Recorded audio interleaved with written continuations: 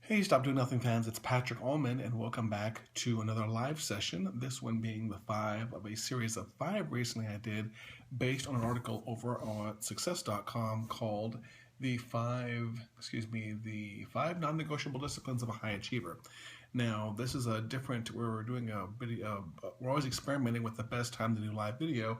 So we're doing this one at 6 in the evening. Normally we do these in the middle of the day. So if you are just tuning in and watching, make sure you leave a comment below, as always, as to where you're watching from and whether or not you've read the article, and even in general how you found Stop Doing Nothing, just so I know who's watching.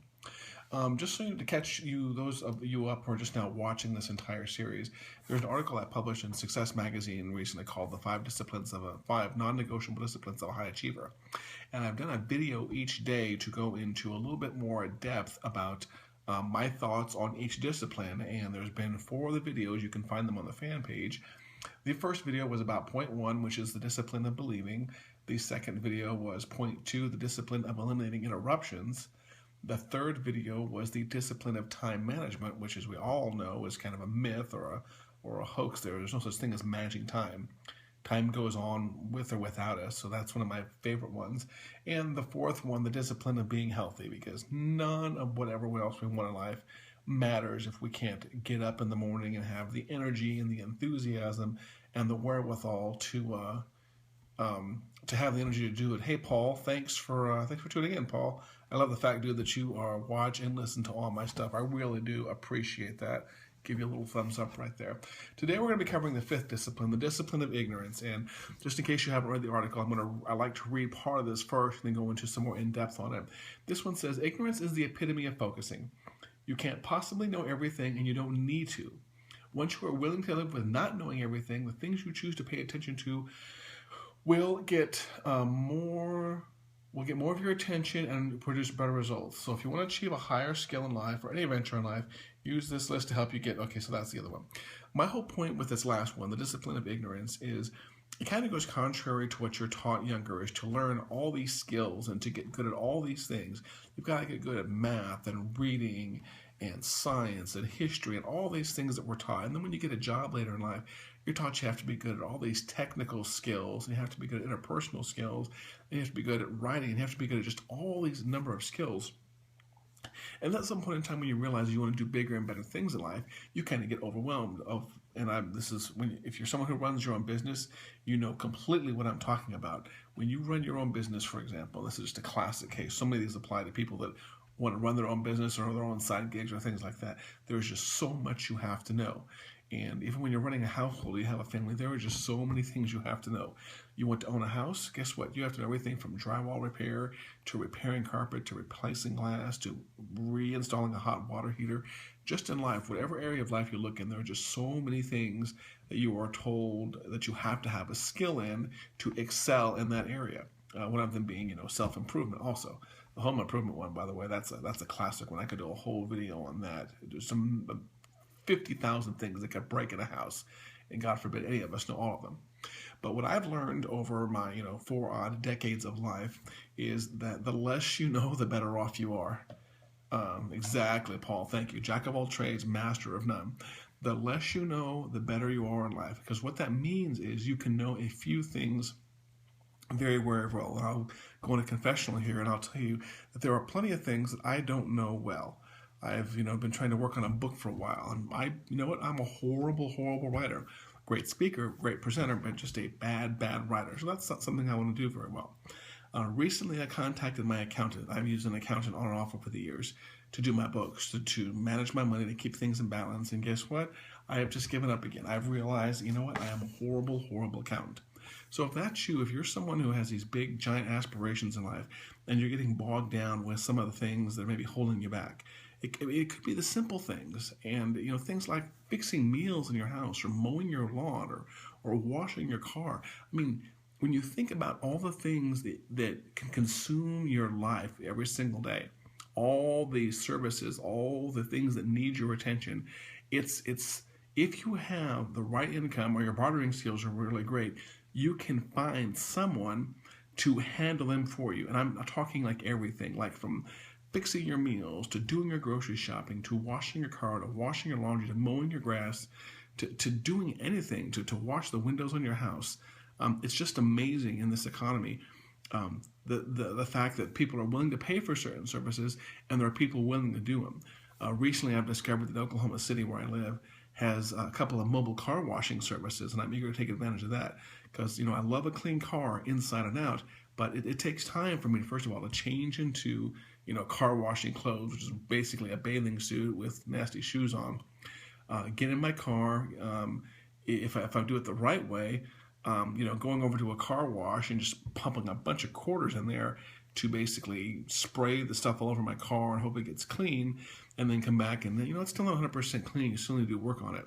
The harder way, though, is to do all this in your front yard, and you have to get the buckets and the soap and the water, and it takes time, and God forbid it's hot outside, and you get a sunburn, and yes, even people like me get sunburns.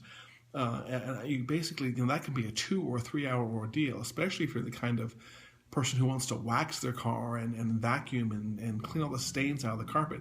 I mean, just think about the amount of time it takes, and then after all that, you are exhausted.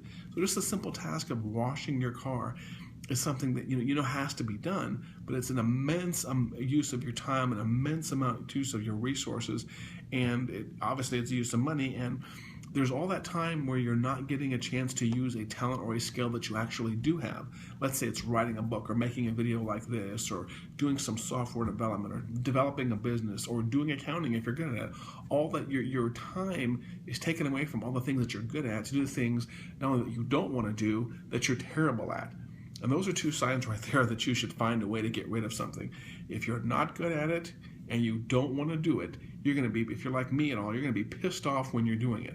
I get pissed off when I'm washing my car because I don't want to do it and I'm not that good at it, and I can work on it for 3 hours and get it all done and then go back and look over my car and, oh, look, I missed a spot. I had no idea.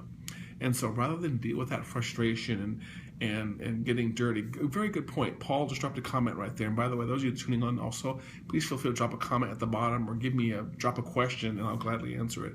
What's my ROI? Paul dropped a very good question, Mr. Paul W. Swanson down there. What's my ROI? ROI is a phrase that we use a lot, and I think not everything has a hard ROI, but I think in life, we have a limited amount of time, and you have to choose how to allocate the time and what you're going to get back out of it. So it's almost like a human ROI or a soft ROI. I get no pleasure from washing my car. I like having a clean car. I like the end result. I don't like actually doing it.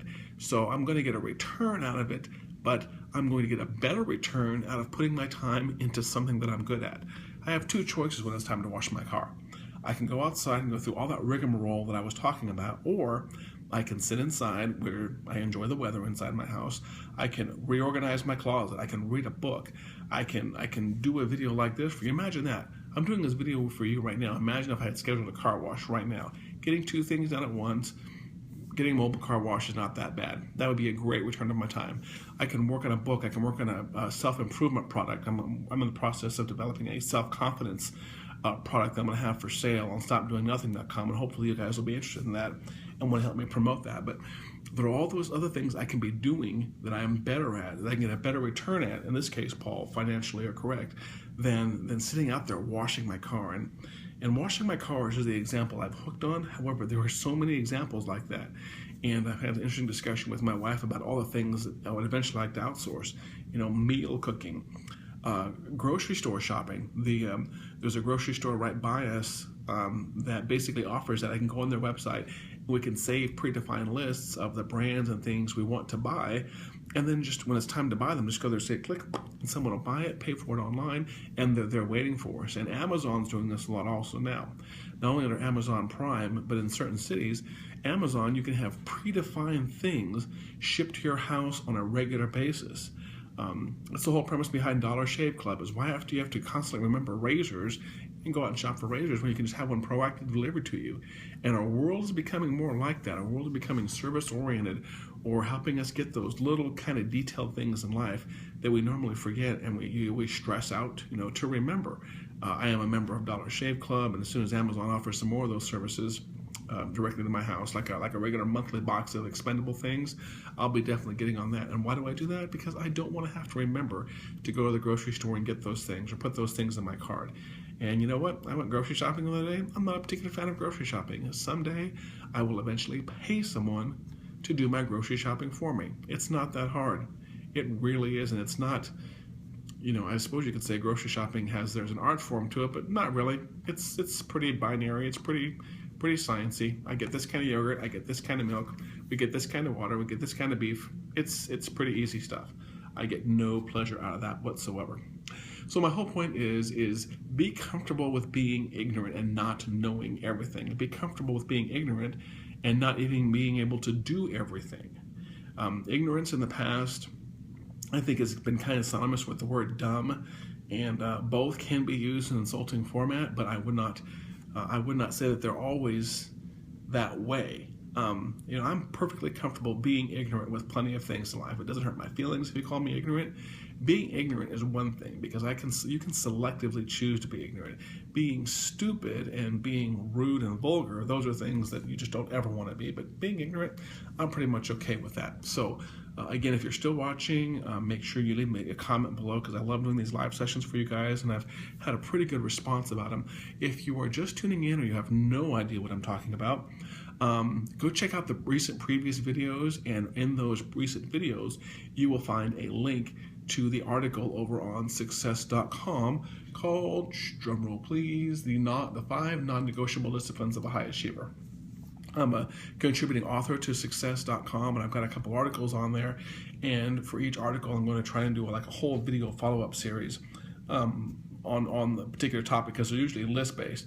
So this is the 5th video in 5 for this particular article. Again, the first one being the discipline of believing, 2, the discipline of eliminating interruptions, 3, the discipline of time management, 4, one of my favorite ones, the discipline of being healthy, and 5, the one we're talking about today, the discipline of ignorance. Don't ever be afraid to be ignorant.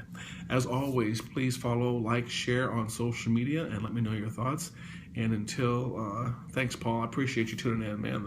I love the concept of being selective also. Yeah, it's a great one. But for those of you that are tuning in for the first time, return viewers, thank you for watching. I appreciate your time. Have a great evening here, May 12th, the evening of Thursday, the May 12th. And until the next live video, please make sure you like, share, and comment on this. And I'll see you during the next live session. You take care, and don't forget, go over to stopdoingnothing.com and also get on the email list. We'll see you soon.